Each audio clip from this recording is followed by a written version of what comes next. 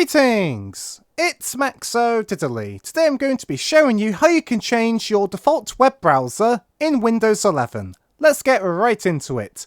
So firstly, you want to press the Windows key on your keyboard, or the Start button down here. Then type in Settings in the search box. Then click on Settings. After that, you'll then want to click on the Apps button. Then you're going to want to click on Default Apps.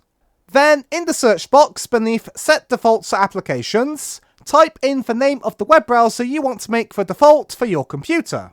So I'm going to type Firefox, and then I'm going to click on Firefox, and then I'm going to click on Set Default. And this is going to make Firefox the default web browser when I open web pages. However, you're going to notice there are other file types that might not have your browser as the default option. So with PDF files, it's currently still on Microsoft Edge. So if I click on this button here, I can then change it to be whatever I want.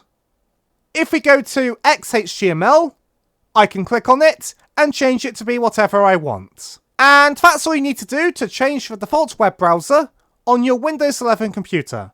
So thanks for being a great audience. Be sure to leave a like in the comment if you enjoyed, and subscribe for more tutorials. Thanks for watching.